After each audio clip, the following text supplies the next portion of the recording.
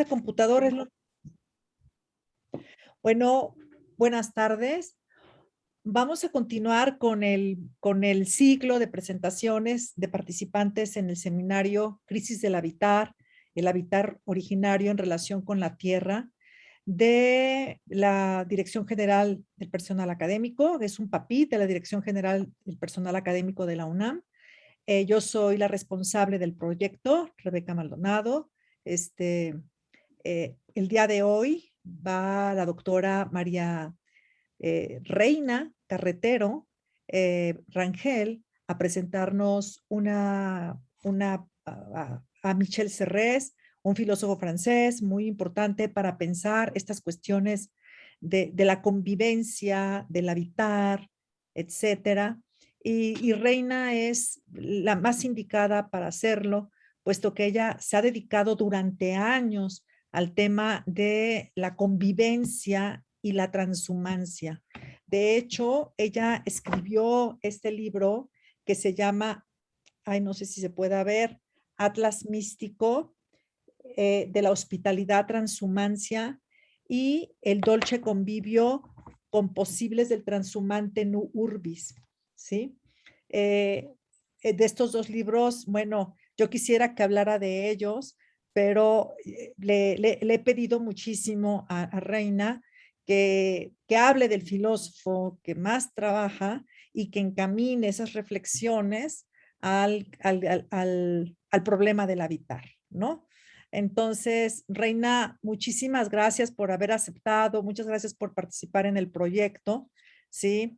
Y bueno, pues te dejo la palabra, que estamos muy, muy ansiosos por escucharte. Muchas gracias, doctora Rebeca Maldonado. Muchas gracias a todos y a todas quienes nos estén escuchando, viendo.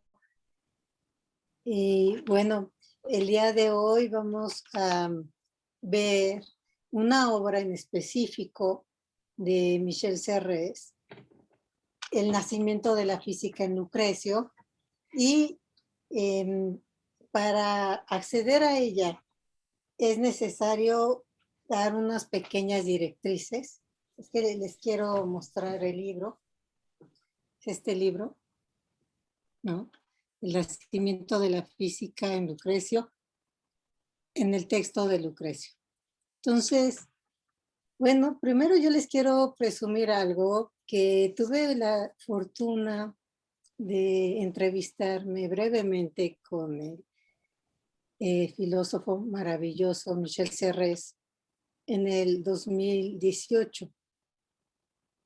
Y bueno, pues esto se debió, fue a finales del 2017, ya ahora lo recuerdo. Y fue para presentar un libro que se llama Antes no fue mejor. Fue su penúltimo libro. Y él me lo autografió y demás. Y me autografió otros tantos libros. En uno me escribió Viva México. Él había venido a México antes y le había encantado. Y de hecho, en su biografía, que se llama Biografía de un cojo zurdo, él escribió sobre la catedral metropolitana y decía que esa catedral era como él se identificaba mucho porque él era cojo y zurdo, efectivamente, porque cuando era muy niño, él escribía con la mano zurda, pero todos le obligaron, desde sus padres, sus maestros, a escribir con la derecha. Eso le provocó a lo largo de su vida una cojera, ¿no? En esta parte zurda, precisamente. Entonces, ese hecho de que él se asumía como una X, esto es como una interrogante siempre en devenir. Y le parecía como, a pesar de todo, había vivido tanto y tantas experiencias, porque pues él fue un navegador, un marino avesado. Fue físico, matemático, biólogo, filósofo, un hombre del Renacimiento. Y él encontraba que esta casi imposible equilibrio de la Catedral Metropolitana que está por caerse, él se preguntaba, ¿cómo es que no se cae? ¿Qué milagro la sostiene? ¿No? Y eso, es decir, esta suerte de lo que él le llamaba el desafío insolente de la debilidad. El desafío insolente de la debilidad.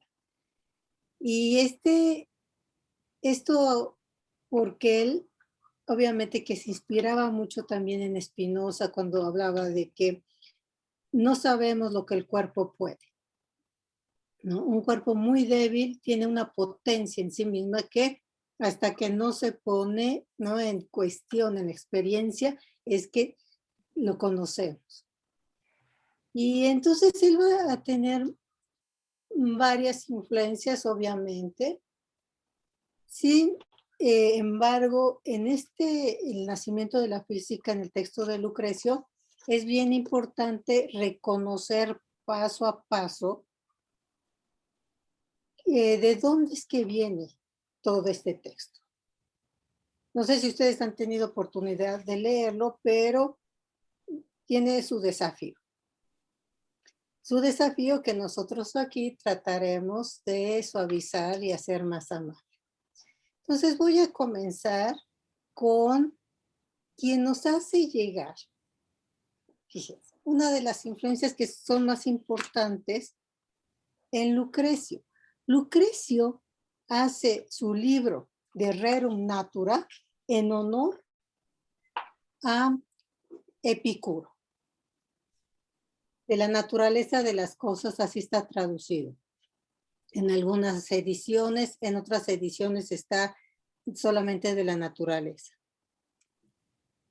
Pero a su vez, nosotros encontramos que de dónde viene este título. Y ahí es donde vamos paso a paso.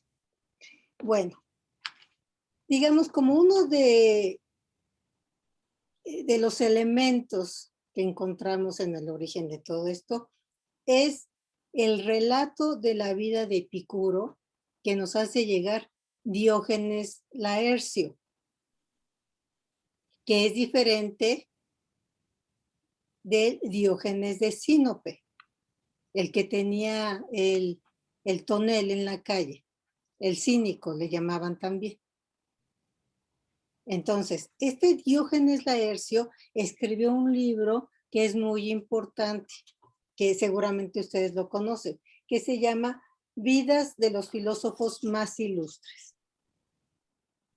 En este libro, que está reeditado por la editorial Porrúa, y yo se los recomiendo mucho, se habla en el libro 10 de la vida de Epicuro.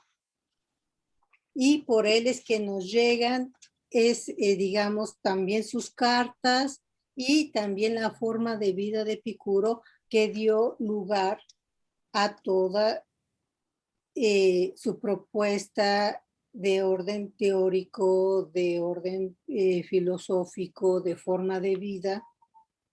Y él nos dice, voy a leer solamente la primera parte como para ponernos en esa atmósfera de Epicuro. Epicuro, hijo de Neocles y Cherestrata, fue natural de Gargeto, pueblo del territorio de Atenas, y descendiente de la familia de los Filaidas, como dice Metrodoro en el libro de la nobleza. Otros, con Heráclito en el epítome de Soción, dicen que como los atenienses sorteasen los colonos que debían ir a Samos, fue educado allí y a los 18 años de edad pasó a Atenas en tiempo que Xenócrates enseñaba en la academia y Aristóteles en Cálcide. Que muerto Alejandro Macedón y decaídos los atenienses, reinando Perdicas, se fue a Colofón, donde vivía su padre. Que habiendo estado allí tiempo y juntados discípulos, regresó a Atenas bajo de Anaxícrates, a donde filosofó algún tiempo juntamente con otros, pero luego estableció secta propia llamada de su nombre. Según él mismo dice, se dedicó a la filosofía a los 14 años de edad. Apolodoro Epicúreo, en el libro primero de la vida de Epicuro, dice, se dio a la filosofía en persecución de los sofistas y gramáticos, por no haber sabido explicar a uno de ellos lo que significa en Hesiodo la voz. Y Hermipo asegura que primero fue maestro de escuela, pero después, habiendo visto por acaso 2 libros de Demócrito, se entregó todo a la filosofía, y que por esto dijo Timón de él: de Samos ha salido el físico postrero, el imprudente, el maestro de niños, el más duro y brutal de los mortales. Por exhortación suya, filosofaban también con él sus 3 hermanos.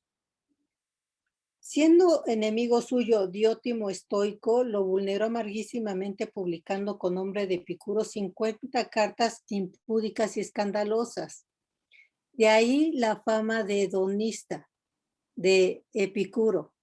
No, se los quise traer esto para que vean que él no las escribió. Es, digamos, ahí como otro asunto.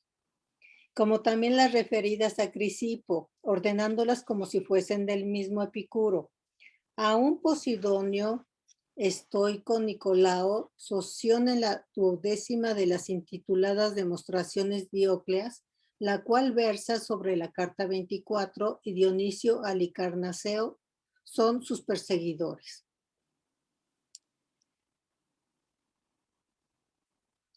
Bien, eso es muy interesante, es apasionante esta descripción para que ustedes la lean. Ahora bien, también Diógenes nos hizo llegar afortunadamente las 3 cartas que se salvaron de toda la obra, que fue mucha, pero no llegó a nosotros más que 3 cartas. En particular, a nosotros nos interesa la epístola a Heródoto, porque es donde hablamos de la física o naturaleza del universo. Ahora bien, hay un antecedente que se antoja fundamental para Epicuro, y es que seguramente él leyó antes el Timeo o de la naturaleza de Platón. Ustedes conocen este texto seguramente o han escuchado de él, y es bien importante este Timeo de la naturaleza porque también va a ser un texto fundamental para Leibniz.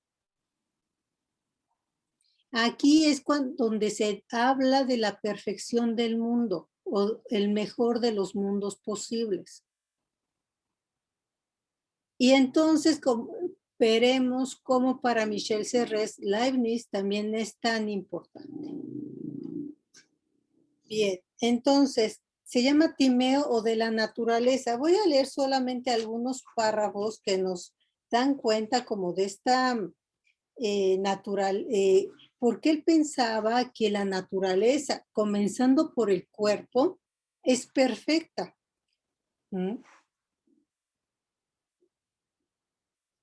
Les voy a leer solamente una estrofa para que vean por dónde andaba Platón. Pero Dios pensó que los huesos son naturalmente demasiado secos y demasiado rígidos, y que sometidos a las alternativas del calor y del frío, se cariarían y corromperían el semen que contenían. Y entonces formó los nervios y la carne. Los nervios para ligar los miembros unos a otros, y por su tensión y su ablandamiento alrededor de las vértebras, procurar al cuerpo la facultad de doblegarse y enderezarse. Qué interesante, ¿no? O sea, es ya la biología. La carne para defenderlo contra los calores excesivos y garantizarlo contra los fríos extremados, preservarlo en las caídas como una vestimenta forrada de guata, porque cede blanda y fácilmente al choque de los cuerpos y contiene en su sustancia un líquido caliente que exhalándose y transpirando al exterior en el verano, procura a todo el cuerpo un frescor natural, o sea, el sudor. Y en invierno, por su calor natural, lo defiende contra la impresión del frío exterior. Y así se va por cada una de las partes del cuerpo, las caderas, los muslos, las piernas. Termina diciendo en este Timeo, sea este el fin, también habla de la naturaleza. Les voy a leer antes de que termine esto. Por estas, tal es la raza de los peces, las ostras y en general de los animales acuáticos. Va diciendo todas las características de ellos. Relegados a causa de su extrema ignorancia a aquellas extrañas moradas. Por estas mismas razones se transforman los animales hoy día todavía los unos en los otros, según que desciendan de la inteligencia a la estupidez o que se eleven desde la estupidez hasta la inteligencia. Sea este el fin de nuestro discurso acerca del universo. Así fue formado este mundo que comprende a los mortales e inmortales y que está poblado por ellos. Animal visible en el que se encierran todos los animales visibles. Dios sensible, imagen del Dios inteligible, muy grande, muy bueno y muy hermoso, completo de todas las perfecciones, este cielo único y de una sola naturaleza.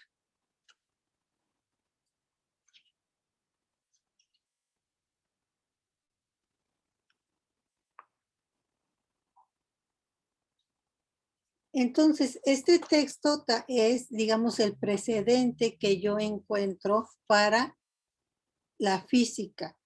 Es digamos, es la afirmación de que el mundo tal como está diseñado en armonía, porque en otra parte del texto también se dice, y está diseñado con las mejores cualidades y características para estar en el mundo. Bien. Después de esto, nos vamos ahora sí a Epicuro. Y voy a leer solamente unos pasajes de esta epístola de Epicuro a Heródoto. Él, como ya les dije, hizo tres epístolas, hizo muchos más, pero se recuperan solamente tres. La de Heródoto, Apítocles y Ameneseo. Nosotros nos vamos, cada uno de ellos tiene ciertas características. Vamos para nuestro tema de la física con Heródoto.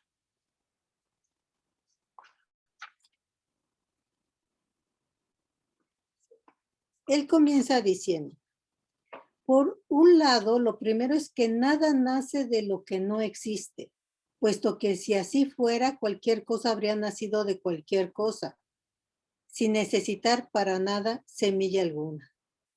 Y hay que dar por garantizado también que el universo siempre fue tal como ahora es y que siempre será así, puesto que no hay nada en que transformarse, pues fuera del universo no hay nada que luego de introducirse en él pudiera causar la mutación.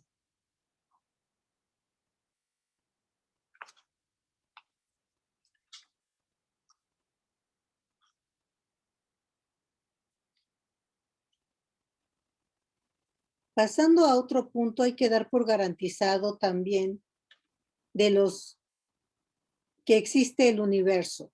En efecto, que existen por un lado los cuerpos, lo atestigua en todos los aspectos la propia sensación, criterio por referencia al cual es forzoso deducir mediante el razonamiento lo incierto, justamente como antes anticipé. Por otro lado, si no existiera lo que denominamos vacío, espacio y realidades intangibles, los cuerpos no tendrían lugar alguno donde estar ni tampoco por donde moverse. Esto es muy importante porque aquí es donde ya comienza toda su teorización sobre los átomos.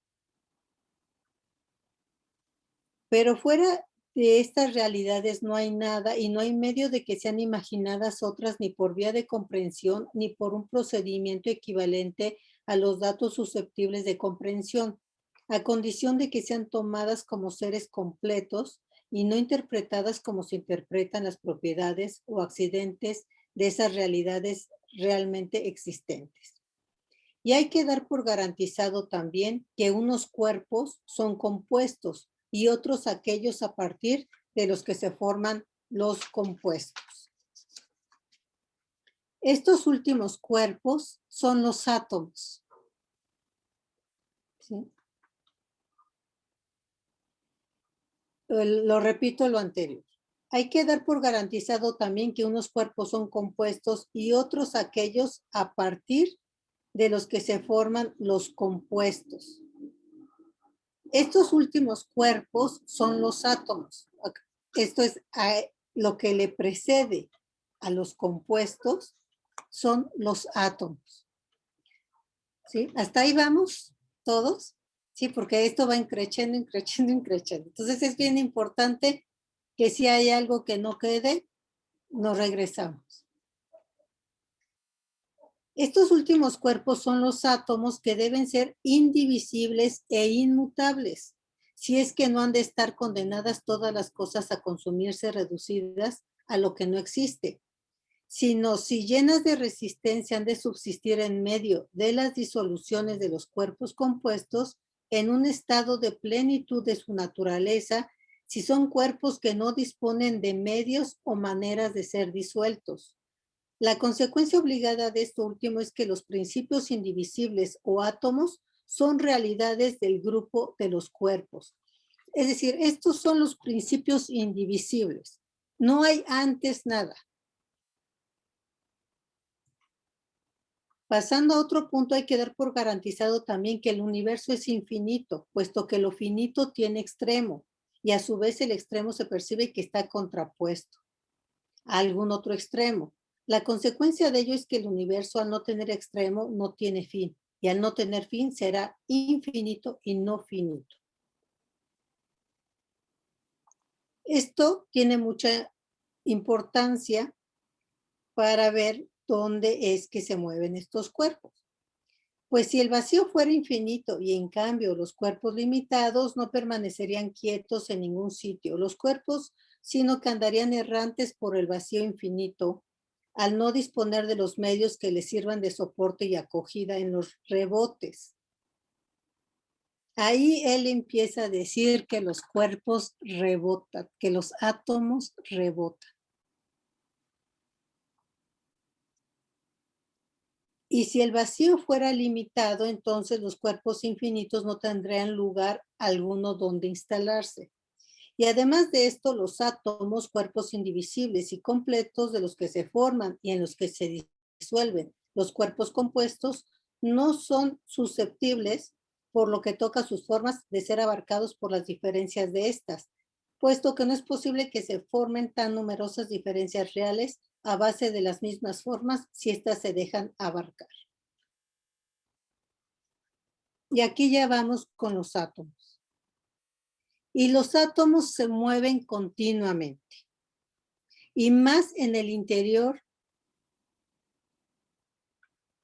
repito, y los átomos se mueven continuamente durante toda la eternidad. Y algunos de ellos se distancian unos de otros un gran trecho, mientras otros retienen su propio impulso si coinciden estar inclinados sobre el entramado de átomos o recubiertos por los lazos de estos. Esto de inclinados, que está así traducido en esta edición, es el cliname, que vamos a ver más adelante y que tanto Lucrecio como Michel Serres utilizan el latinismo cliname. Pero viene de aquí precisamente. Aquí comienza todo. Mientras otros retienen su propio impulso, esto es a la caída, si coinciden estar inclinados sobre el entramado de átomos o recubiertos por los lazos de estos. Es decir, hay unos que caen, pero hay otros que rebotan.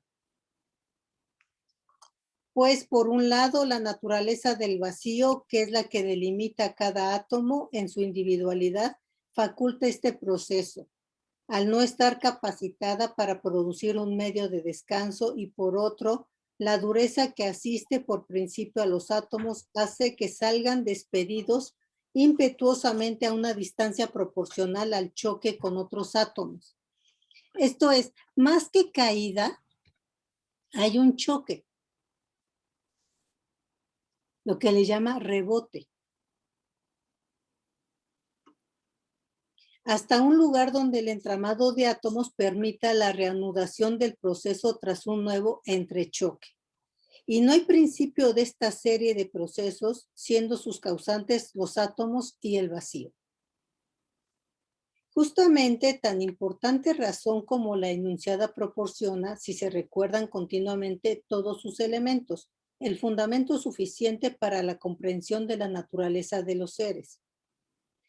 Pasando a otro punto, hay que tener por garantizado que hay también mundos infinitos, unos iguales a este y otros distintos, pues los átomos, al ser infinitos, como anteriormente se demostró, se desplazan a los lugares más apartados, incluso puesto que los átomos de esta naturaleza, con los que podría formarse o por medio de los que podría ser constituido un mundo, no quedan agotados ni con un solo mundo ni con mundos limitados, ni con cuantos son como estos, ni con cuantos son diferentes a estos. La consecuencia de ello es que no hay nada que impida la infinitud de los mundos.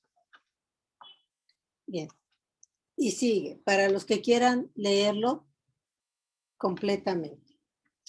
Ahora vamos finalmente con Lucrecio y su De Rerum Natura. Este libro está escrito es un poema, es una larga poesía que consta de varios libros, y el libro son 6 libros, y el libro que a nosotros nos toca es el libro 2. Y en el verso 90 habla precisamente del movimiento de los átomos, así se titula. Sígueme siempre tú y escucha ahora cuál es el movimiento con que engendran y a los cuerpos destruyen los principios de la materia, y cuál es el impulso y cuál la rapidez que hace que vuelen por el espacio inmenso sin descanso. Porque seguramente la materia no es una masa inmóvil, pues que vemos disminuirse un cuerpo y de continuo manando se consumen a la larga, y el tiempo nos lo roba de la vista. Se conserva sin pérdidas la suma, empobreciendo un cuerpo. Los principios van a enriquecer otro y envejecen, los unos para que otros reflorezcan, ni en un sitio se paran de este modo. Y en este mismo libro vamos al verso 280, que se llama La declinación de los átomos. Y has de entender también, ínclito Memio, que aun cuando en el vacío se dirijan perpendicularmente los principios hacia abajo, no obstante, se desvían de línea recta en indeterminados tiempos y espacios, pero son tan leves estas declinaciones que no deben apellidarse casi de este modo. Aquí es donde está todo y comienza, digamos, la mejor acepción y con toda claridad, la descripción del clinamen. Y lo repito. Y has de entender también, ínclito Memio, que aun cuando en el vacío se dirijan perpendicularmente los principios hacia abajo, o sea, en una perpendicular, no obstante se desvían de la línea recta en indeterminados tiempos y espacios, o sea, lo que impide la caída total. O sea, parece que caen, pero van acá, ¿no? Y se encuentran con otros y hay un choque. En indeterminados tiempos y espacios, pero son tan leves estas declinaciones, este clinamen, en latín sería así, que no deben apellidarse casi de este modo. Y voy a leer una cita que tiene que ver con Cicerón, porque en el nacimiento de la física de Michel Serres también lo menciona y es importante como el clinamen ha sido una fuente de debate hasta el día de hoy. La nota dice, esta doctrina fue objeto de duras críticas, sobre todo por parte de Cicerón. Sin embargo, su importancia es fundamental para introducir la libertad del hombre en el sistema atómico, sin necesidad de elementos metafísicos, haciendo con ello frente a los estoicos. Ver Cicerón, la obra de Fato. Epicuro cree que con la declinación del átomo, dice Cicerón, evita la necesidad del hado. Epicuro introdujo este razonamiento porque temía que si el átomo era siempre transportado por una gravedad natural y necesaria, no nos quedaba ninguna libertad, ya que el ánimo se mueve obligado por el movimiento de los átomos. Demócrito, el creador de los átomos, prefirió aceptar que todas las cosas tenían lugar por necesidad antes que quitar a los cuerpos individuales sus movimientos naturales. En efecto, el epicureísmo da un paso adelante con respecto al fatalismo atómico de Demócrito. O sea, para Demócrito la caída era una necesidad, era inevitable. O sea, lo que se llama el destino fatal a la caída. Y aquí se abunda Lucrecio en el verso 330, que se llama la declinación y el libre arbitrio. De lo que se trata aquí, para que veamos la importancia, es de las condiciones de posibilidad de la libertad.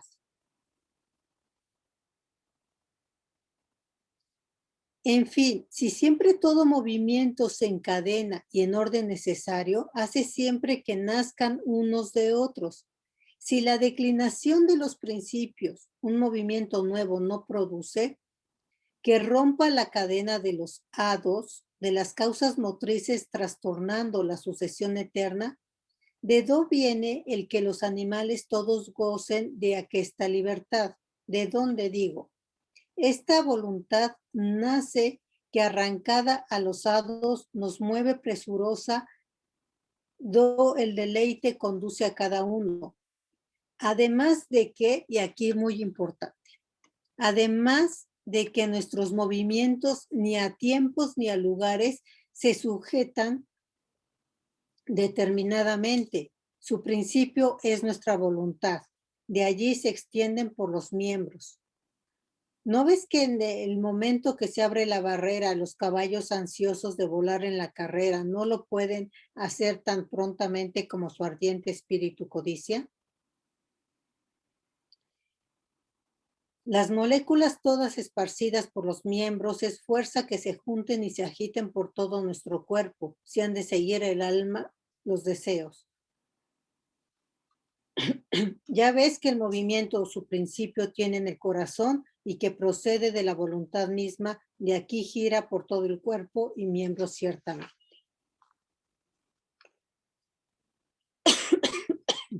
Luego dice, ya ves también que aunque una fuerza extraña obligue a andar a muchos mal su grado, en nuestro pecho, sin embargo, queda un poder que combate y hace frente, a cuyo arbitrio muda la materia de dirección, sus ímpetus refrena y la hace que por fuerza retroceda.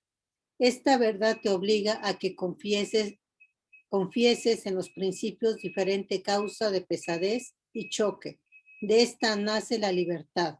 porque nosotros vemos que nada puede hacerse de la nada. Entonces, aquí es donde ya propiamente comienza todo. Y algo que nos toca muy de cerca es que esta tesis de Epicuro, vía Lucrecio, llegó hasta Karl Marx, hasta Carlos Marx. Su tesis doctoral se llama Diferencia entre la filosofía de la naturaleza de Demócrito y la de Epicuro, en donde va a entrar a este debate. Hasta el debate de que si hay posibilidad de evitar la caída, esto es, si es posible la libertad. Y imagínense, o sea, esto fue fundamental para pensar la libertad de conciencia y demás en Marx.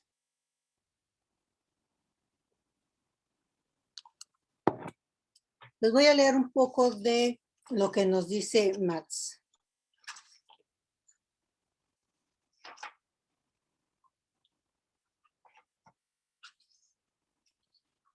En la segunda parte del libro, léanlo, realmente es apasionante, les va a gustar mucho a los que son marxistas. La declinación del átomo respecto de la línea recta. Epicuro acepta un triple movimiento de los átomos en el vacío. Un movimiento es el de la caída en línea recta. Otro surge debido a que el átomo se desvía de la línea recta y el tercero es establecido por la repulsión de muchos átomos. O sea, son tres, un triple movimiento, el de Epicuro. ¿Okay? Ahora vamos al de Demócrito para entender la diferencia. Demócrito tiene en común con Epicuro la aceptación del primer y el último movimiento. O sea, el de la caída en línea recta y el establecido por la repulsión de muchos átomos. El que no acepta es la desviación, esto es el cliname. Eso es el agregado de Epicuro. No es que Demócrito no lo aceptara, no lo sabemos. ¿Sí? Eso fue, lo de Epicuro fue después de Demócrito. Se ha bromeado mucho sobre este movimiento declinante. Cicerón, por sobre todos, es inagotable cuando toca este tema. Entre otras cosas, dice, Epicuro afirma que los átomos serían empujados hacia abajo por su peso en línea recta. Este es el movimiento natural de los cuerpos. Pero luego fue evidente que si todos fueran empujados de arriba hacia abajo, nunca un átomo podría encontrarse con otro. Por eso el hombre, o sea, Epicuro recurrió a una mentira. Dijo que el átomo se aparta apenas un poco, lo cual es absolutamente imposible. De allí surgirían contactos, uniones y enlaces de los átomos entre sí y de estas el mundo y todas las partes del mundo y lo que en él existe. Además de que todo este asunto está por él mente fingido, ni siquiera logra él lo que pretende. Esto es, ya lo dije antes, lo de Cicerón en su libro De Fato. Encontramos en Cicerón otra variante en el primer libro del escrito sobre la naturaleza de los dioses. Allí Epicuro comprendió que si los átomos fueran empujados hacia abajo en virtud de su propio peso, nada estaría bajo nuestro poder, porque su movimiento es determinado y necesario. Inventó él un medio de escapar de la necesidad que se le había escapado a Demócrito. Dijo que a pesar de ser empujado de arriba hacia abajo por su peso y gravedad, el átomo se aparta un poquito. Afirmar esto es más vergonzoso que no poder defender lo que pretende. En eso radica, digamos, el debate.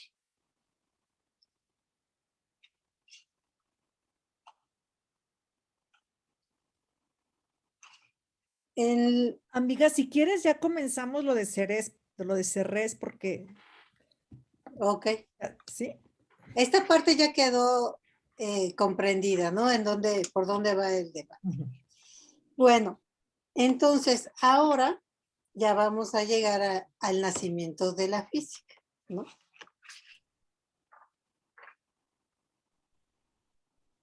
En donde Serres le va a el subtítulo Caudales y Turbulencias.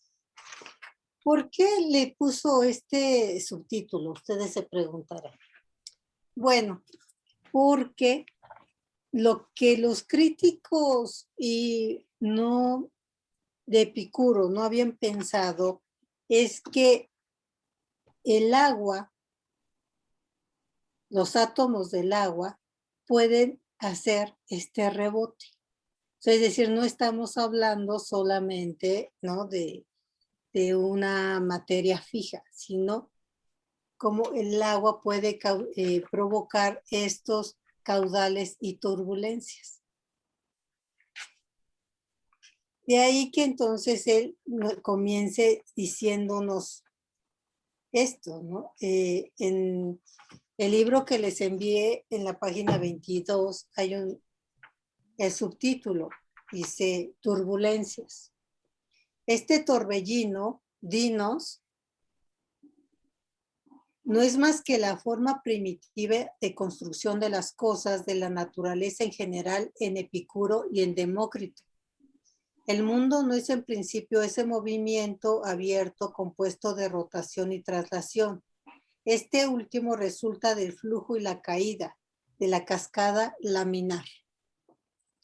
En láminas. Pregunta, ¿cómo aparece la rotación? Respuesta. El clinamen es la condición mínima que podemos concebir para la formación primigenia de una turbulencia. En el De Finibus, Cicerón decía, atomorum turbulenta concursio. Los átomos se encuentran en y por la turbulencia.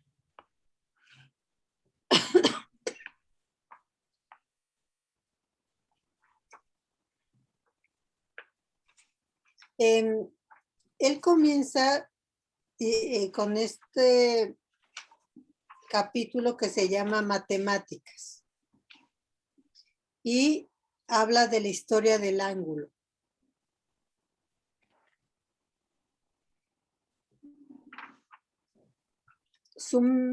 Voy a leer un poco, porque aquí menciona precisamente al Timeo.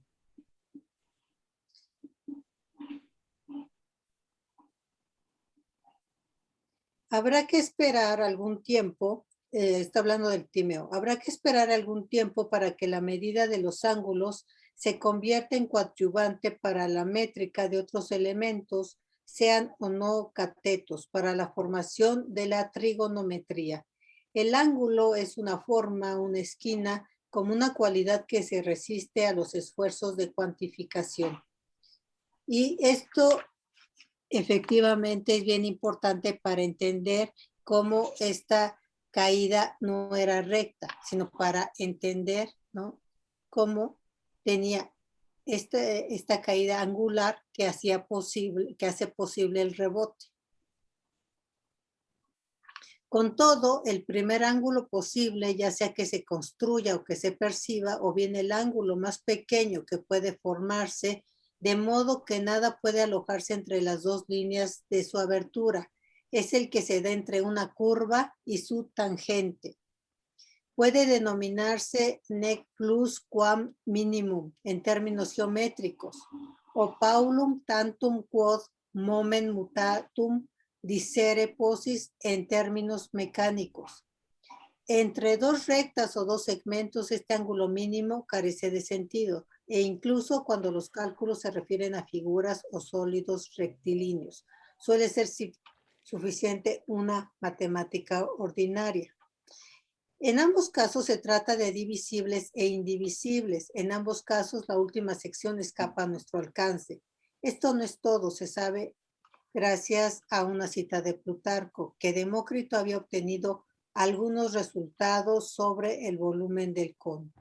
Bien, toda esta primera parte habla de, digamos, estos antecedentes trigonométricos y demás, hasta llegar a el primer cálculo infinitesimal. No hay atomismos sin elementos curvos, pero no hay curvas sin tangente, no hay curvatura sin ángulo mínimo. Así pues, no hay atomismo sin declinación. No hay atomismo sin el esquema completo de un recorrido desviado. Cogitur flecti. El clinamen, como la voluta, siempre está presente y siempre es posible desde los orígenes en la geometría del primer atomista. No quiero decir con esto que el propio Demócrito haya hecho física a partir de ello, pues de tal cosa no tenemos ninguna prueba. Salvo aquel torbellino del que decía, según Diógenes Laercio, que era la causa universal. Digo únicamente que su matemática, o al menos lo que queda de ella, conserva entre todos sus rasgos una coherencia, una sistematicidad geométrica, lo que llamamos rigor. La física atómica no ha olvidado nunca la geometría, como lo atestiguan Lucrecio y sus definiciones. Quienes lo olvidaron fueron los comentadores. Del mismo modo que más tarde olvidaron el ángulo en el discurso patético a propósito de la contingencia y la libertad subjetiva. Bien. Ahora vamos a llegar, después de todos, digamos, estos fundamentos de la geometría primaria,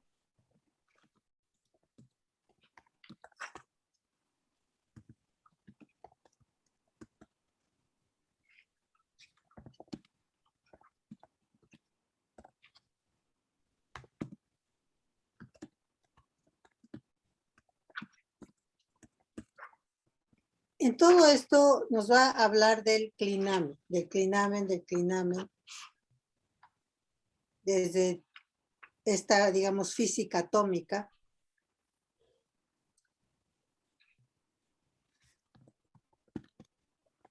Pero yo a donde quiero llegar, que es muy importante, digamos, para la convivencia, para el habitar el día de hoy, es a lo que estas leyes de la naturaleza, pensadas así, nos lleva al foedus o a la foedera naturae. Esto es al convenio o al pacto o la alianza con la naturaleza. Foedus es un latinismo y es los contratos, los pactos, las alianzas que se hacían en la Italia, en el Renacimiento, un poco antes, como para resolver las batallas, las guerras, se hacían un pacto, en foedus, para acordar el cese de la guerra en ese momento. Ese es, digamos, como el antecedente de estos fueros. El contrato natural que nos está proponiendo, que nos propuso Lucrecio con su De Rerum Natura y que retoma Michel Serres en este libro, tiene también que ver con este cambio de mentalidad sobre una ciencia que rinde culto a Marte, o sea, a la guerra, y una ciencia que rinde culto a la suavidad, a la dulzura, al lo dulce, que va a ser uno de los conceptos de Michel Serres, lo dulce, lo suave, porque douce en francés tiene estas dos acepciones, lo dulce y lo suave, frente a la guerra con, obviamente, el metal y la violencia que ello implica.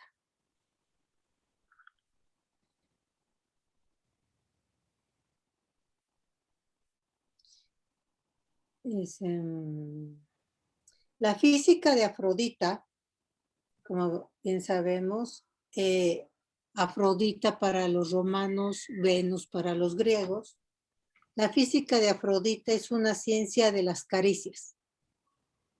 Los objetos a distancia intercambian sus pieles, se mandan besos. En la lejanía está la torre cuadrada, angulosa, rígida, rugosa. Se acerca a mí, redonda, lisa, suave. Fenomenología de la caricia, saber voluptuoso.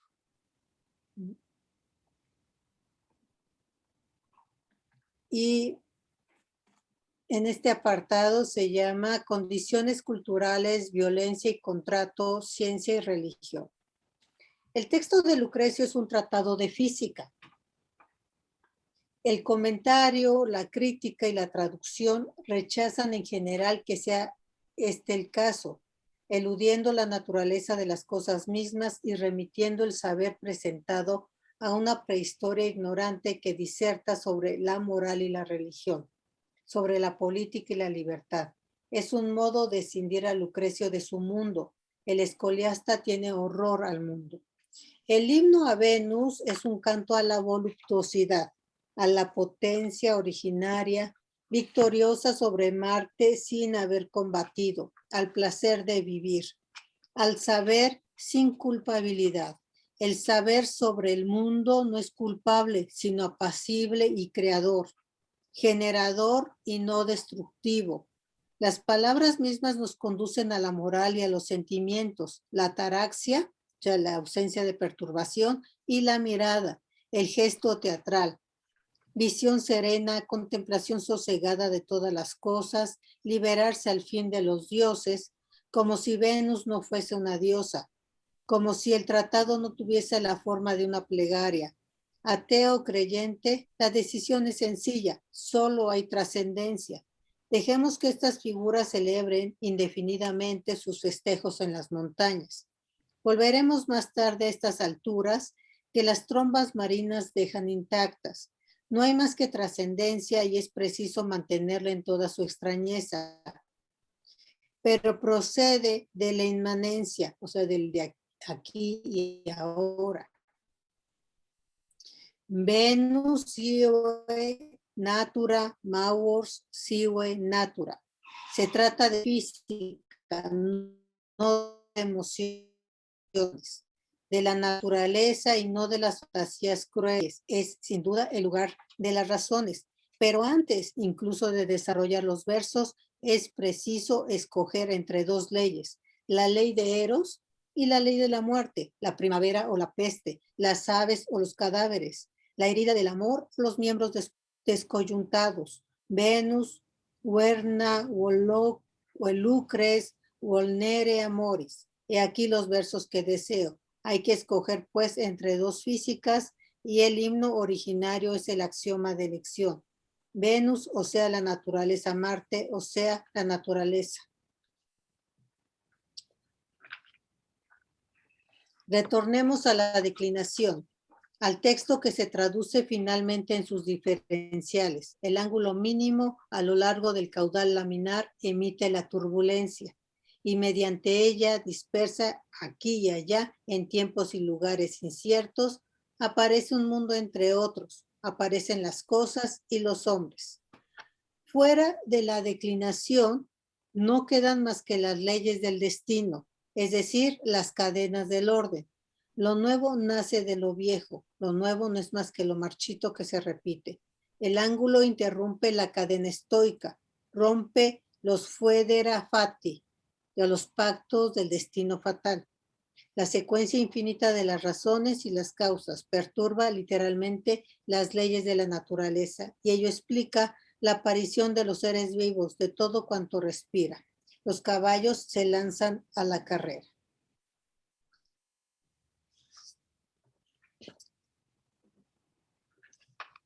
Más adelante dice, el ángulo cura la peste, rompe la cadena de violencia, interrumpe el reino de lo mismo, inventa la nueva razón y el nuevo estatuto. Fuedera natural, el contrato natural, engendra la naturaleza tal y como de hecho es. El ángulo mínimo de turbulencia produce aquí y allá las primeras volutas. Es literalmente la revolución o la primera evolución hacia algo diferente de lo mismo. La turbulencia perturba la cadena, perturba el caudal de lo idéntico del mismo modo que Venus perturba a Marte.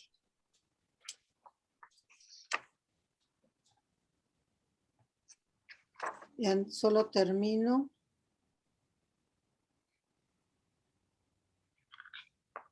Dice, con Epicuro termina el periodo herácliteo en el que la guerra es la madre de todas las cosas y en el que la física permanece bajo el imperio de Ares.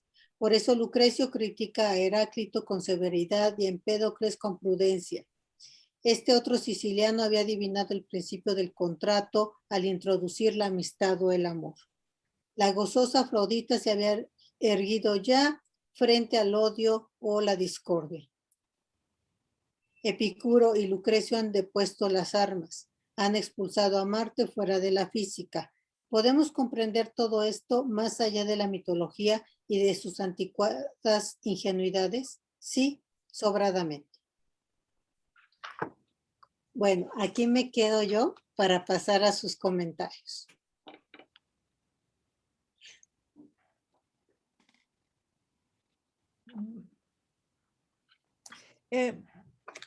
Reina, a mí me gustaría que,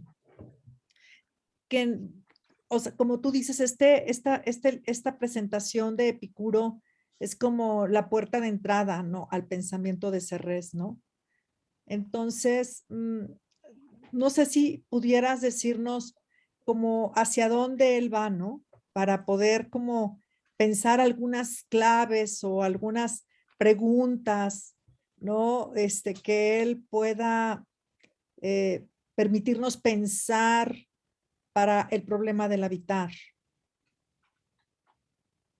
Sí, yo creo que en este libro y en toda la obra de Michel Serres, para él el regreso a la naturaleza, al pacto de la naturaleza, tal como la naturaleza es, o sea, el mundo perfecto, el mejor de los mundos posibles, sin necesidad de la intromisión humana, sino quedándonos nosotros en nuestro lugar. De ahí que, por ejemplo, en este otro texto que yo les mandé, el problema está en la ambición. Es decir, en que el ser humano va más allá de sus necesidades. Va más allá de lo que necesita. Esto empieza a crear un desequilibrio en la naturaleza. En la naturaleza, porque se explota de más, pero también en lo social, porque se crea la desigualdad. Entonces es aquí como se cambia con esta perspectiva toda la, digamos, el pensar que el contrato social va primero. O sea, como el contrato natural es como otro del contrato. El contrato social es opuesto al contrato natural. Sí, porque se toma en primer lugar como que el ser humano es el artífice de todo y puede en todo caso arreglar o desarreglar, ¿no? Ajá. Cuando en todo esto lo que nos está diciendo es, a ver, mira tú la naturaleza, ella ya es perfecta. Con quien tienes que arreglarte es con la naturaleza. Ajá. Entonces, tú es como una mirada a lo social, a las relaciones humanas, a todo eso, Sí, sino observar la naturaleza, mirar la naturaleza. Es eso. exacto, ¿no? Si tú miras a la naturaleza, tú te vas a dar cuenta que todo, y esto va de la mano de Leibniz, es perfecto. Estamos en el mejor de los mundos posibles. El problema es cuando el ser humano va más allá e incluso los contratos sociales van en contra de este foedus natura. Porque el contrato social siempre tiene que ver con las necesidades del ser humano, no con las necesidades de la naturaleza, con las necesidades del ser humano social, no el ser humano natural. Ujú. Y entonces en el ser humano social se va a meter una serie de códigos, de reglamentos que casi siempre tienen poco que ver con lo natural que hay en nosotros mismos, como lo que vimos todos del cuerpo. Ujú. Es decir, Bueno, que se obvia nuestra ajá, calidad de naturaleza ajá. para hacer una impostura Ujú, que se llama contrato social, o sea, un artificio. Artificio ajá. porque está sobre lo natural, vamos a decir, sobre este pacto Sí, natural que es el original, vamos a decir. sí, por ejemplo, el concepto, bueno, serenidad es muy importante para Heidegger, ¿no? Sí, La Gelassenheit, ¿no? Em, pero él toma otra raíz, ¿no? O sea, este asunto del dejar ser, ¿no? De dejar ser a las cosas, ¿no? Mm, tú, en algún sentido hay un algo de dejar ser también en este mirar a la naturaleza, ¿no? Es como dejar a las cosas como son, ¿no? sí. Digamos que él utiliza la palabra, y es de Epicuro, ataraxia, que es la no perturbación. Ajá, Epicuro decía que en realidad no hay nada por qué preocuparse, porque nuestras principales preocupaciones pueden ser por eh, digamos, por la muerte, por la enfermedad. Pero dice, a ver, por la muerte, pues cuando te mueres, pues ya no sientes, así que no te preocupes. En la enfermedad puedes rodearte de muchos amigos que te van a ayudar a sobrepasarlo. Y así, ¿no? Es decir, era como en diferentes sentidos. Este como llamado a no caer en una fatalidad. Él vivió, Epicuro, en un momento en que todo este periodo helenístico estaba en decadencia y había como todos esto, digamos, las consecuencias de la guerra y demás. Había entonces un gran pesimismo. Él va a luchar contra este pesimismo remontándose a la naturaleza, remontándose a la perfección del mundo. ujú. Y desde ahí aprender, porque lo que él decía es que el problema del ser humano es que al alejarse de esta visión se había quedado consigo mismo y con toda una serie de problemas que no eran tales. Ajá, Reina, y por esa razón, digamos, es como una visión sin dioses, ¿no? Ajá. Digamos, o sea, el mundo está ahí, ¿no? Y en sus movimientos, etcétera, es perfecto, ¿no? O Sí. sea, no tenía necesidad de una trascendencia, ¿no? En ningún sentido, ¿no? O sea, para él era físico, la naturaleza, o sea, era en ese sentido inmanente. Ujú, ¿Sí? Que vamos a decir es lo opuesto a trascendencia, es inmanente. El mundo tal como es perfecto. ujú. Y la importancia de reconocernos conformados por átomos. Lo que vemos afuera, él decía, para decirlo, Ujú, somos nosotros. No somos diferente que eso. ujú. Sí, sí. Y si el mundo escapa de la fatalidad y sigue girando y girando, nosotros también lo podemos hacer. Ujú. E incluso la muerte no es una fatalidad, es simplemente también en otra parte lo menciona él, es una metamorfosis de esos Ujú. átomos, Es una metamorfosis de átomos. de esos átomos. Este, bueno, una pregunta. Así como hay como discusiones de la física y de metafísica y Aristóteles, y es más allá de la física, sino, ¿no? Eh, cuando se habla por ejemplo, los antiguos, Heráclito, etcétera, ¿no? Pensaron la fisis, ¿no? Entonces, en este sentido, aquí, ¿qué es física? O sea, él habla de física, física, física, así como en el caso de Lucrecio, se habla de física, o cuando habla Serres de física, se refiere exclusivamente a esos movimientos de la materia, ¿no? Que como que lo explican todo, ¿no? O algo así. Mira, te voy a decir exactamente cómo él comienza. Oye, pero yo, mira, aquí, Reina, aquí hay unas preguntas, mira, de Emiliano. Dice, a mí se me hace muy poderosa la imagen del Goya al principio del contrato natural. Una analogía muy buena del mundo después de la Guerra Fría y la entrada de ese tercer actor olvidado a la contienda, la naturaleza. Ujú. Ujú. Y luego yo tengo una duda sobre cómo se puede relacionar la libertad propia de la inclinación y la noción del mejor de los mundos posibles. ¿Sí? ¿Cómo se relacionan esas dos cosas? La Ujú. noción de el mejor de los mundos posibles y la inclinación, el clinamen. Y dice, no hay detrás de la, no hay detrás la idea del mejor de los mundos posibles, una afirmación de la necesidad y negación de toda contingencia al estilo de Spinoza. O sea, si es este el mejor de los mundos posibles, no podría ser de otro modo. Bueno, voy a comenzar por la última y ya después Sí. creo que hila todo.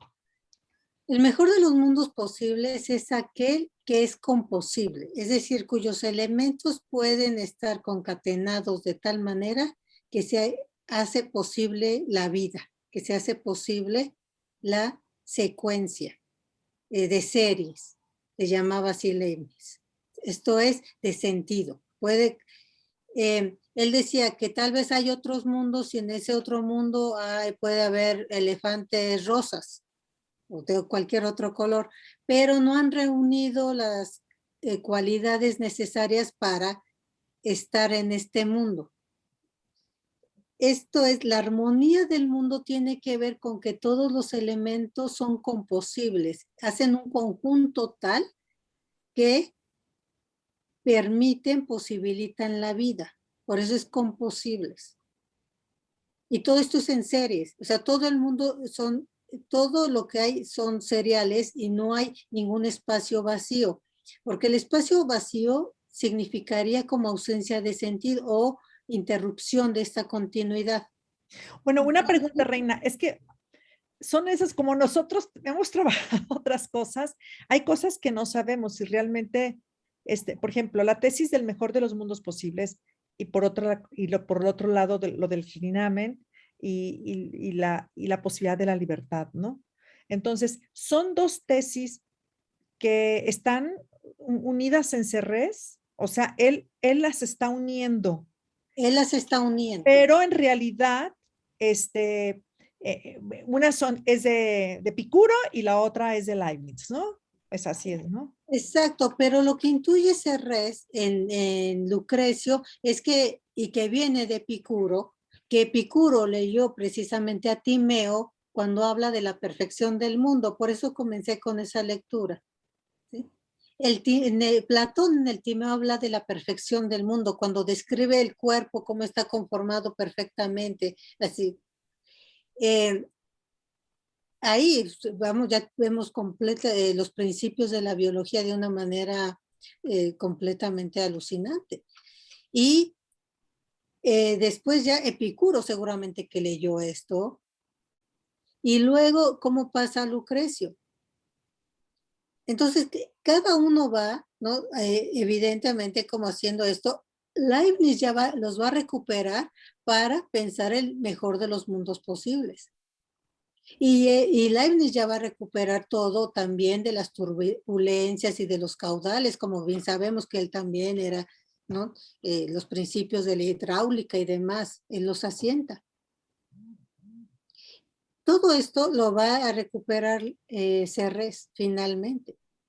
Ujú. Y va a ser todo un conglomerado conceptual teniendo como guía el clinamen.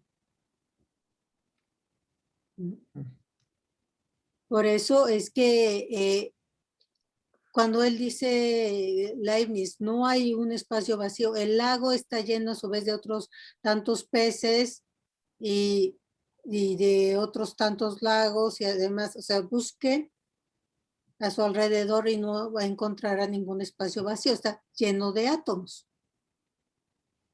¿no? Que es un principio de la física.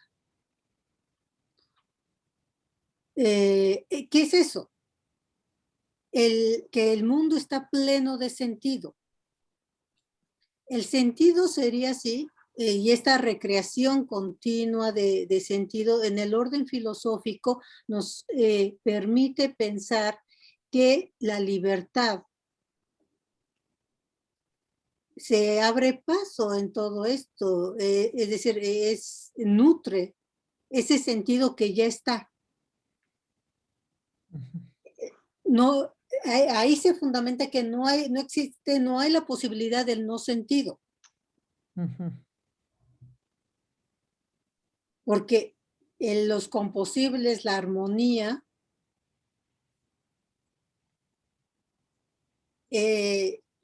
tiene, digamos, como evidencia esta plenitud. Pero cuando se habla de composibles, se está pensando en la posibilidad de como de coexistencia Claro, de lo por eso es de muchos, ¿no? de todos. Ajá. Por ejemplo, todos los que estamos aquí somos composibles. Por eso, primero, somos composibles con la naturaleza. Nuestro cuerpo está en, digamos, con todos los elementos necesarios, tanto físicos como mentales, para estar en este mundo. Las personas que nacen, por ejemplo, sin pulmones, mueren porque no pueden respirar. Entonces, esas personas no fueron composibles. Luego nosotros podemos ver, entendernos, porque hay personas que no ven y no hay ningún problema, son composibles, pero podemos entendernos, ¿no? Aunque sea señas, aunque no habláramos el mismo lenguaje, con señas podríamos entendernos. Pero por ejemplo, Reina, yo lo que leí de Reserres ayer, él habla todavía de vacío y de lo vacío y lo lleno, creo, de vacío y de átomos, ¿no? Sí. Este, eh, por ejemplo, estos dos son como composibles absolutos, o sea, ¿sí me entiendes? O sea, para que estos dos, o sea, uno está en relación con el otro. El infinito, podríamos decir, el infinito es el vacío, pero en el sentido de espacio, no de vacío. No hay espacios vacíos, no, solo. Pero es que él habla de vacío, ¿no? O sea, Pero, yo vi que Cerrés hablaba de vacío. pero no hay que entenderlo como solo, porque eso iría en contra de lo que leí primero de Epicuro, en donde dice que todo está lleno de átomos y que es infinito. ¿Sí? Mm. Sí, sí. Pero es el espacio, es donde se mueven todos los átomos. O sea, sí, dice, tiene que haber suficiente espacio para que se muevan. Ajá, sí. Pero sin embargo, están chocando. Por eso el rebote, porque están chocando. O sea, sí hay un espacio, ¿no? Entre cada uno de los átomos, pero solamente aquel que les permite el choque y Sí. la declinación. Yo fíjate que ahorita yo no puedo irme al texto porque está aquí grabándose, Sí. pero en el texto habla de que la serenidad es posible porque finalmente se sabe, o sea, el sabio sabe que es que todo lo que acontezca es una perturbación momentánea, ¿no? Y que en el fondo como que está, como que hay un asentamiento, ¿no? O sea, ¿no? Entonces, Que sería la ataraxia exacto. de Epicuro, ¿no? Entonces, hay una como una explicación de los estados de ánimo desde esos movimientos atómicos, digamos, ¿no? De los átomos y eso, ¿no? Ujú. Es que les quiero leer así exactamente cómo va lo de los composibles, o sea, cómo, ¿saben quién lo tradujo? de la mejor manera fue Deleuze. Deleuze cuando nos dice cómo pensar los composibles. Ahora se los digo.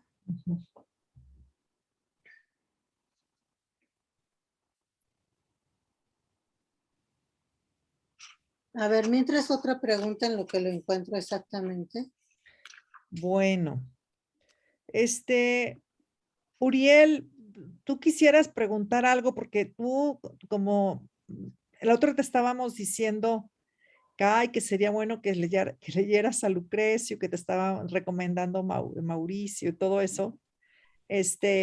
¿Alcanzaste a escuchar algo que dijeras, es definitivamente aquí ha tomado la historia otro camino o algo así? Pues a mí me llama la atención este término, el composibles. Y también esta idea de que el mundo está pleno de sentidos. Me da la sensación de que esta forma como lo están exponiendo a Lucrecio, del hecho de pensar, bueno, es que no sé si estoy entendiendo bien composibles, pero composibles me da la impresión de que se está entendiendo como una especie de copertenencia, pero no solamente de uno o dos objetos o entes, sino más bien de la totalidad de lo ente. Es Entender como la armonía, ¿no? entender que este es el mejor mundo este es el mejor mundo posible, es entenderlo de ese modo, de que hay exacto, una armonía, ¿no? De, todo está configurado de tal modo que todo de cierta forma se copertenece, hay una relación tan estrecha, y lo que ha pasado, como mencionaba Reina, es que el ser humano en su afán egoísta, por un lado y por otro lado, de tratar de explicarlo desde, digamos, una perspectiva antropocéntrica, se ha olvidado de que De la composibilidad. de esta composibilidad, ¿no? En su afán de explicarlo, de ponerlo, digamos, objetivo, de un modo objetivo, se va alejando cada vez más y llegó a un punto en donde perdió de vista eso, de que esta relación con la naturaleza, de esto que no somos entes aislados, ¿no? Lo composible me suena a eso, de que, y no sé si estoy bien, ¿no? De que no hay una, digamos, independencia ontológica, ¿no? No es que estamos aislados, sino que todo de alguna forma está relacionado. Y bueno, ese es como lo estoy entendiendo, no sé. Ya lo encontré, ya lo encontré, y Deleuze nos saca de las dudas de manera increíble. Mire. Hay muchos mundos posibles. Ellos no son composibles los unos con los otros. Dios elige el mejor, y el mejor no es aquel donde se sufre menos, sino aquel que realiza el máximo de círculos. Simplemente se trata del mejor de los mundos posibles porque realiza el máximo de continuidad. Esto es, el mejor de los mundos será aquel en el que las figuras y las formas llenarán el máximo de espacio-tiempo, dejando el menor vacío. Y ahí se responde también lo que tú decías, tu inquietud. O sea, es decir, se queda el mínimo vacío solamente para dar espacio al movimiento de los átomos. Así pues, es preciso decir que el mundo que pasa a la existencia es aquel que realiza por sí mismo el máximo de continuidad. O sea, pero ¿sabes qué, Reina? Donde las series, ¿sí? Tienen una continuidad tal, donde los puntos, ¿sí? No se interrumpe. La muerte es una interrupción de esos puntos. Pero al mismo tiempo, Reina, como que me parece muy paradójico que se hable de la importancia de la turbulencia. Sí. ¿No? O sea, como, digamos, o sea, como que necesito leerlo otra vez. O sea, porque sí, ya veo aquí que hay como el máximo de continuidad, pero también él admite la turbulencia, o sea, o sea, como casi que desde el torbellino, desde donde se origina todo, incluso habla del nacimiento como un torbellino, ¿no? Pero te lo voy a decir cómo le llama a eso que tú estás diciendo, le va a llamar ultraestructura. Y de hecho, mi texto se llama ultraestructura transhumante, ¿no? Una gramática de la hospitalidad. Ese movimiento, y te lo voy a leer nada más para que veas que estás en la misma sintonía. Se va desarrollando la ultraestructura, dice Michel Serres, a la manera de un flujo emitido como especie de flujo corporal, cuya cara visible toma la forma de filigrana. Uh-huh.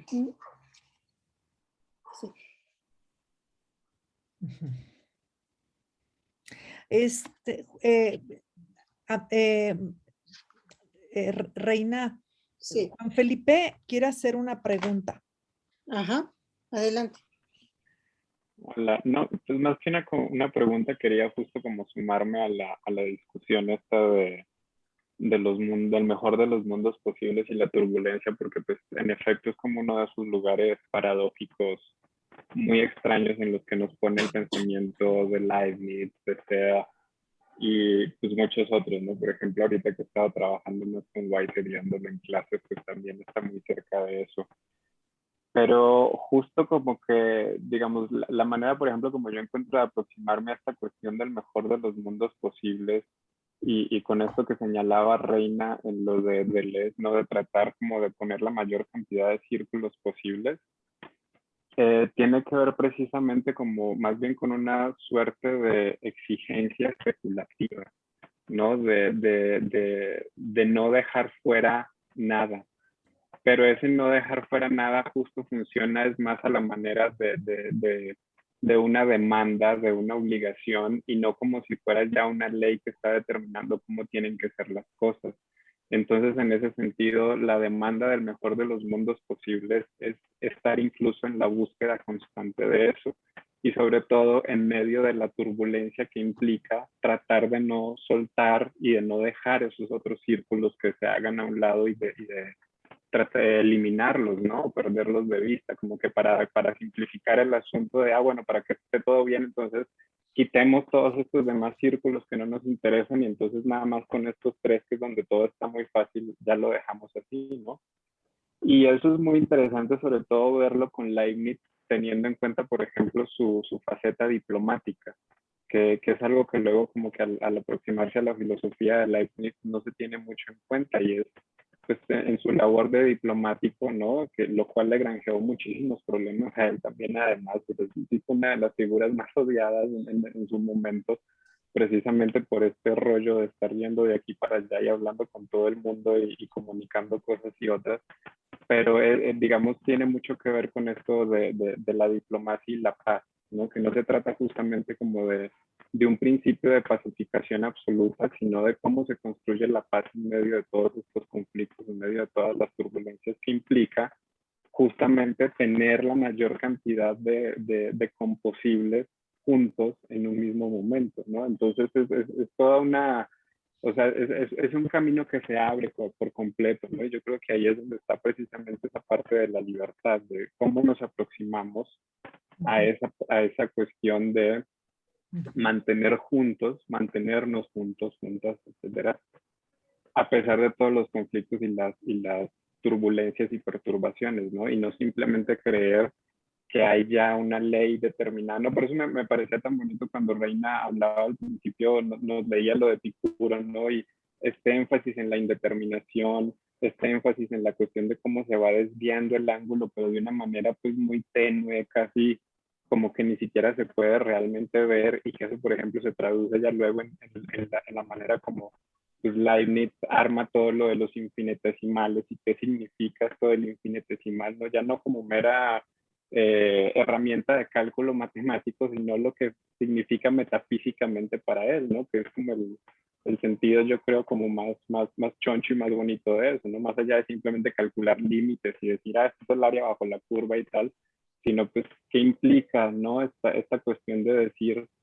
que entre el 1 y el 2 hay infinitos números, ¿no? A pesar de que el 1 y el 2 son como dos cosas tan naturales y obvias, pero es mucho de ese esfuerzo especulativo y sobre todo de esa obligación, ¿no? De esa exigencia de no dejar a un lado otras cosas. Ujú. Claro, les voy a leer exactamente cómo define la ultraestructura, que es, digamos, el concepto que aporta Leibniz para integrar todos estos elementos. Lo dice así. La ultraestructura se trata de un flujo emitido por las cosas consideradas de manera extrema.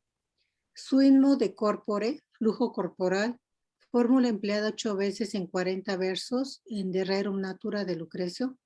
La superficie es extremo, es una cara exterior. Acabo de llamarlo ultraestructura. Y luego dice, donde los espacios vacíos son tan importantes como los ocupados, a manera de la homeomería de Anaxágoras. Y esto es bien bonito porque, ¿saben ustedes qué es esto de la homeomería? ¿Son como que se parecen y se juntan o algo así? ¿Los átomos Es o no? como si la parte de una cosa reprodujera el todo, al igual que la parte de la parte y así sucesivamente. Leibniz hubiera dicho que el pez en el lago está él mismo lleno de lagos, lleno de peces. Y así sucesivamente. Esto es el retorno de las esponjas, de las homotesias internas otrora menospreciadas.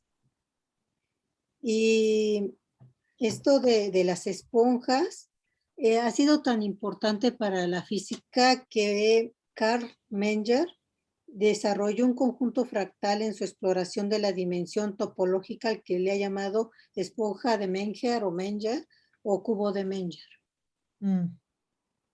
O sea, para pensar todos estos fractales, turbulencias, todo este movimiento. Reina, aquí Mario tiene otra pregunta, otro Ujú. comentario, no sé. Gracias, sí, igual va en el mismo tenor, colegas, de esto, ¿no? Fíjense que la primera parte yo también me estaba quedando un poco lejano de los temas que normalmente trabajamos, pero ahora con estos comentarios que han vertido al final, me parece un poquito más fácil, bueno, si no fácil, por lo menos ligarlo, ¿no? Con las cuestiones que hemos trabajado, un poco esta cuestión de los caudales y turbulencias, y no sé en qué medida, por ejemplo, pues vaya, también esta idea del caudal, la turbulencia, la cercanía, el átomo y demás cosas, puedan entenderse como esta ley que el propio Serres, me parece, mencionaron, maneja como el agua, ¿no? Una ley que es inaprensible en ese sentido, algo muy similar a lo que los propios presocráticos que sí hemos trabajado desde la visión heideggeriana, por ejemplo, manejan, ¿no? Y un poco también en esta crítica que hemos hecho a la idea de tecnociencia, ¿no? Entendida siempre desde esta perspectiva de la Gestalt y toda esta visión pues contemporánea, ¿no? Pero el propio Heidegger, me acuerdo que justo estaba buscando el texto, ¿no? En esta conferencia que él da sobre qué es filosofía, menciona, ¿no? La necesidad de replantearnos la pregunta por la ciencia desde la visión griega, ¿no? Que creo que va mucho más en sintonía con esto que hemos hablando cuando lo define o la define, no, más bien como esta idea de mirar en torno, ¿no? De mirar en torno y dice es episteme teoretique, ¿no? Por eso aquí me parecía muy interesante esta cuestión cuando se planteaba esta idea, ¿no? Por ejemplo, de la ley de la naturaleza, que a lo mejor vista desde esta perspectiva de la episteme teoretique parece algo que puede empatar, ¿no? Donde tal vez todavía no puedo hacer esta liga y a lo mejor la doctora Reina nos puede ayudar, es en esta ley de la naturaleza que hablábamos hace unos minutos, en esta necesaria, bueno, no necesaria, en esta visión del regreso a la naturaleza, donde decía si nosotros o quedarnos en nuestro lugar, ¿no? Decía del hombre, el hombre debe quedarse en su lugar y que Rebe comparaba con la idea de la Gelassenheit, un poco dejar ser. ¿Serres tiene alguna visión justo de qué es este quedarnos en nuestro lugar? ¿Qué implicaría? ¿Hay una acción? ¿Es una inacción? ¿Qué pasa ahí con el individuo que habita este mundo buscando este regreso? Yo creo que Serres estaba por el movimiento. O sea, él hasta él subió el monte Himalaya, ¿no? Viajó por todos los mares. Él hasta el último momento reivindicó el movimiento. El movimiento que tiene, por ejemplo, un libro que se llama Variaciones del Cuerpo. Variaciones del Cuerpo. Entonces él, en donde recupera completamente Spinoza para decir que nadie sabe lo que puede un cuerpo, en donde habla de la potencia y en donde, sobre todo, pues él ya lo hace en su época más madura, y en donde dice, bueno, es que muchas personas ya a mi edad pues ya están en el retiro, y yo lo que digo es que hay que seguirle hasta el último aliento, y efectivamente, él lo hizo así. O sea, ya estaba enfermo y hasta el último momento todavía viajaba. Fue muy congruente con toda su filosofía. Él era un marinero avesado que él vivió junto a un río y decía que su casa se inundaba siempre por el río. Entonces de ahí su énfasis y su fascinación por las turbulencias, ¿no? Porque su casa se inundaba, el río subía y se inundaba toda su casa. Y de ahí es que, bueno, sus padres, sus abuelos y sus padres tenían un barco, una barcaza, y ahí es donde él comenzó, ¿no? Todo, todo este andar por la navegación. Entonces, de ahí yo creo que a él le haya hecho mucho sentido todo esto de las turbulencias, de los átomos, y pensarlo así. ¿No? Como sí, él hablaba de eso, ¿no? De los meteoros, ¿no? De las tormentas, las, ¿cómo se llama? Bueno, sí, de todos los fenómenos climatológicos, ¿no? Le interesaban, ¿no?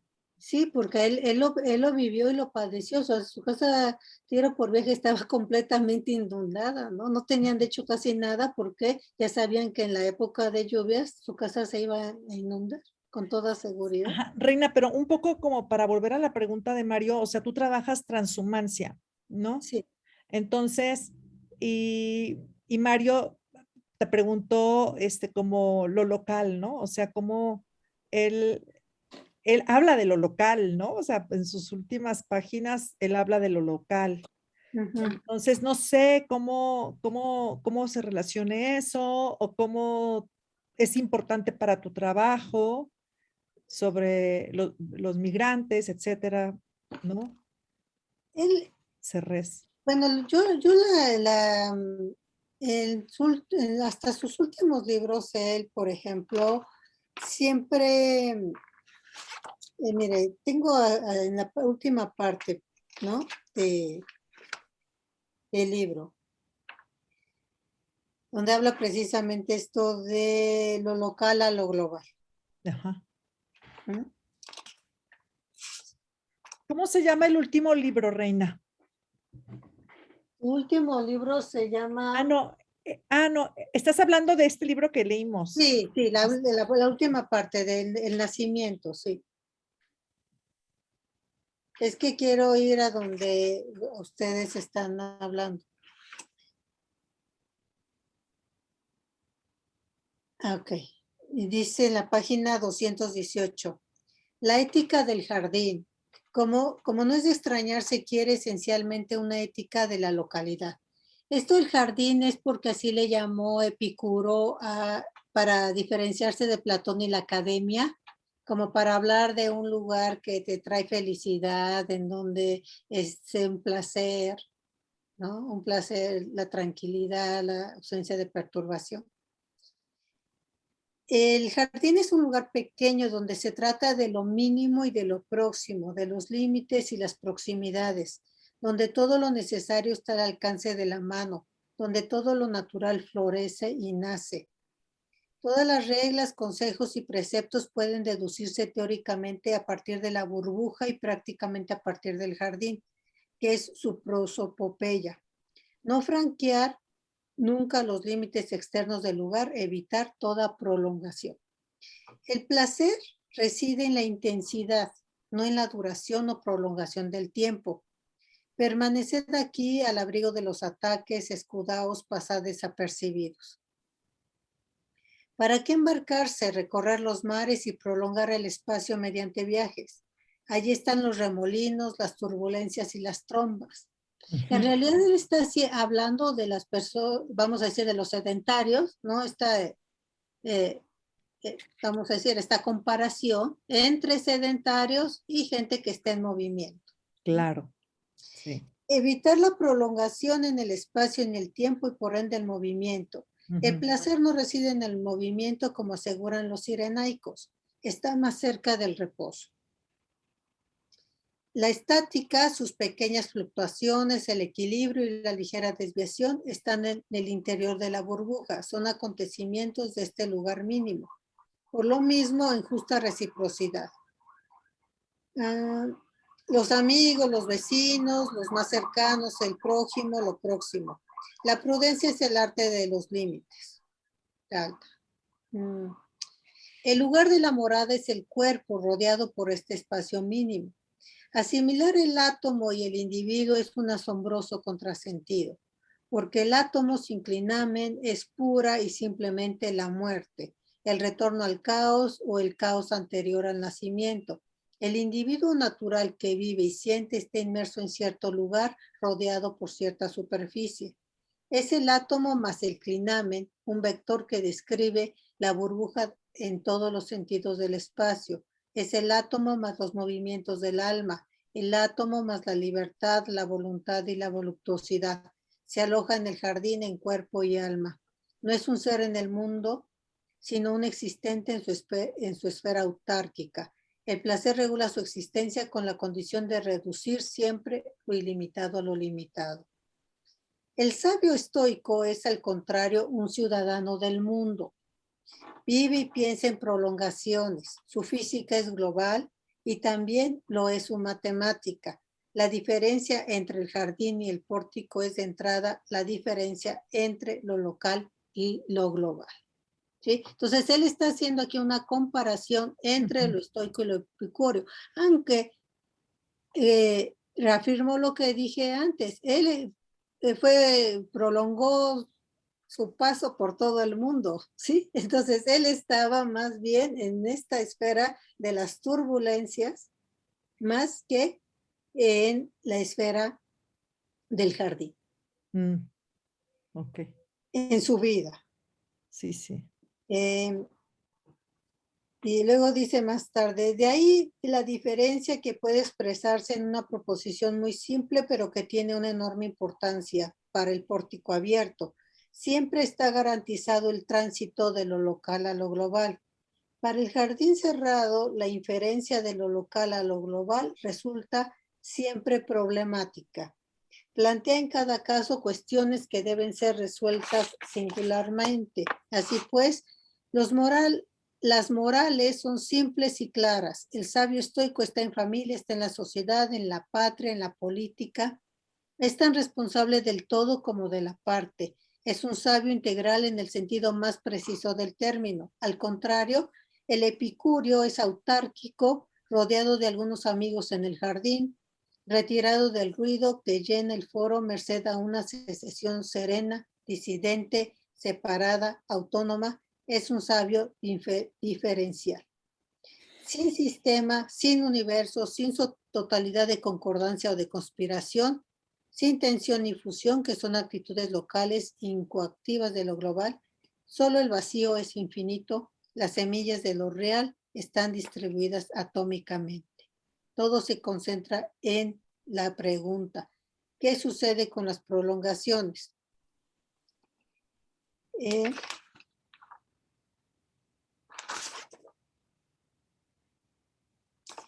Más adelante dice, el epicureísmo persigue mantener a Ulises en su isla, disolver las prolongaciones.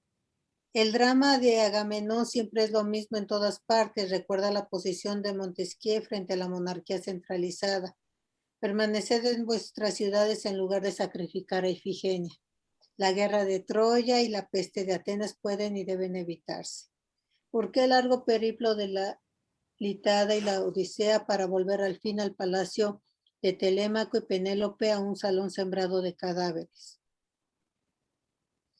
Ujú. La cuestión es que en nuestra cultura hay una cierta razón que exige y practica tales prolongaciones. El saber es una odisea. El saber absoluto se establece tras el ciclo. Esta razón tiene pues la opción de convertirse en invocadora de violencia y de muerte.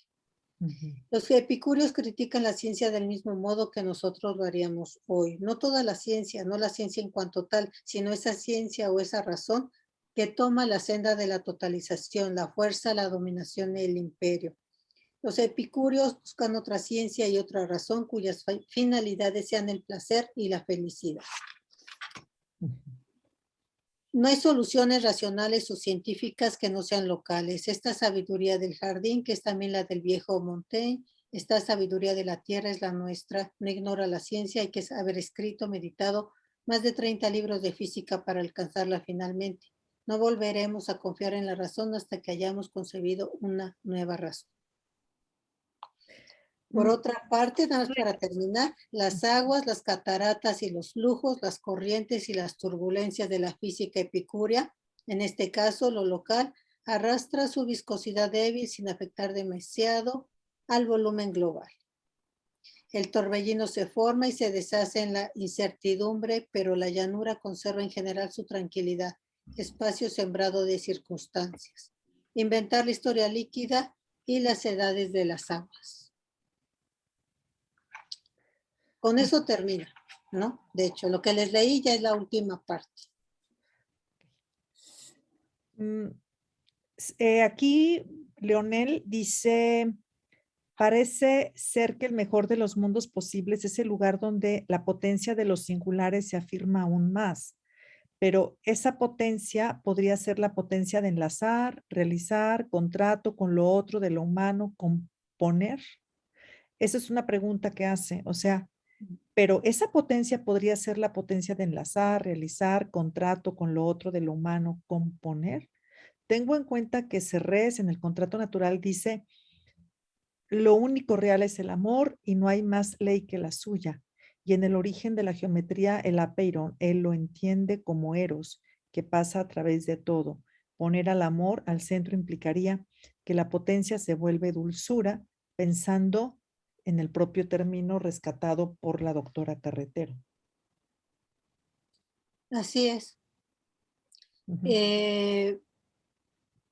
A donde nos lleva todo esto es a esta fuerza, a esta potencia de la ternura, él ya lo dijo, ¿no? De esta ciencia de Ben, Ujú. de la voluptuosidad, de la caricia. Ujú. De hecho, en esto se hermana mucho con Emmanuel Levinas, ¿no? Cuando habla de la ternura, de la caricia. Él le llama de la suavidad y digamos, para él toda la cibernética y todo lo virtual tiene que ver, primero, con decir que siempre hemos sido virtuales porque el pensamiento y la comunicación siempre ha sido virtual, aunque ahora se acompañe de una tecnología particular, y que digamos que las grandes batallas ahora se libran vía virtual, o sea, de una manera suave, ¿no? Ya no va a ser tan predominante en un futuro la parte del hierro, ¿no? De las armas, como esto, digo, eso no, él no está diciendo que esto va a ser el paraíso, está diciendo que simplemente las guerras ya se libran de otro modo, Mm. ¿no? Bueno, Reina, pues muchísimas gracias por tu conferencia, plática, ¿no? Yo aquí estaba viendo, bueno, pues muchas gracias, Reina, voy a apagar aquí la grabación. Sí, sí, sí. Déjame, ay, no sé cómo se quita. ¿Cómo se quita? ¿Cómo quito la grabación, Mario? Otra vez el botoncito de grabar. O arriba aparece un Va. botón